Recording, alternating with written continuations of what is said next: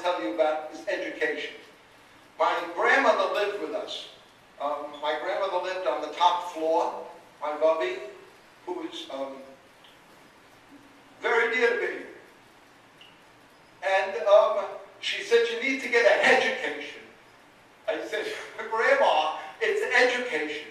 And she would say, it's the Ed Solomon show. I'd say, Grandma, it's the Ed Sullivan show. And if she really didn't like things, she would go talk Yiddish, or even better, she'd start talking Russian, and then I knew nothing. The Yiddish I could handle, the Russian I never learned. The point of the story is, my mother stressed education, and studying, and working hard. And all of us, Franklin, Jimmy, and I, got that ethic very early in life. Yeshiva was very important to my mother, and you heard that from some of the most prominent rabbis. And Rabbi Horowitz knows me because I was bar mitzvahed there when Rabbi Applebaum was the rabbi, and as did my brothers. But I wanted to mention one important point, and that was my mother's education.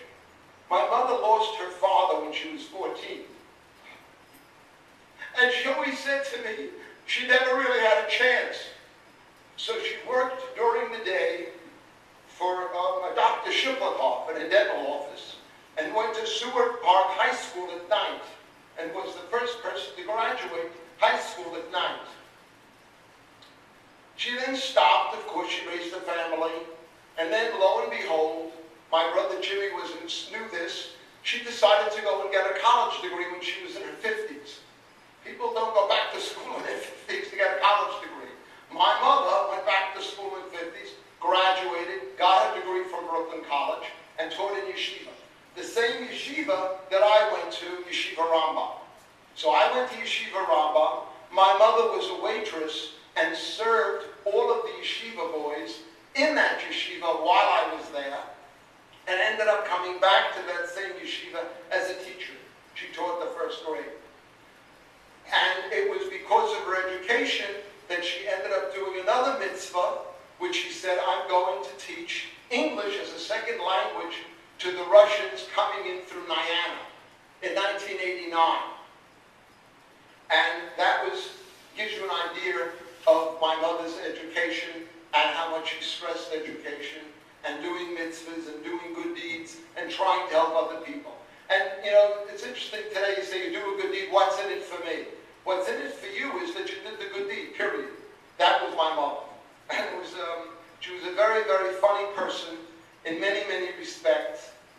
She was an extremely motivating person. If you ever had a problem and you wanted to get your problem solved, you'd go to my mother, you'd give her the problem, this is the way you solve it. That's it. Finished. Next question.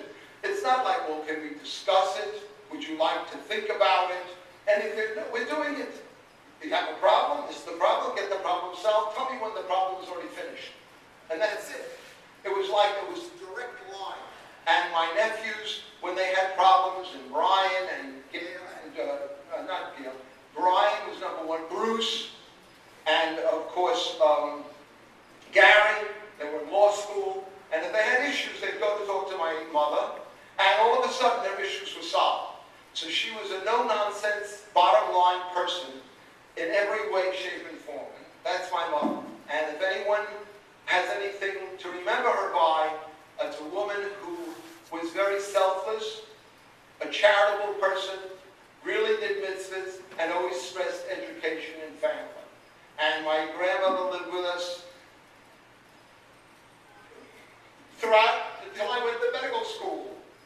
And it was really a pleasure to have my Bubby upstairs, because if my mother gave me a hard time, I could always go to the top floor and I could see my Bubby, and she would take care of me and quiet me down.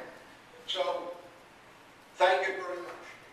And may my mother rest in peace, and all good things to her. She was a real blessing. And I was very fortunate to have such a wonderful, caring person.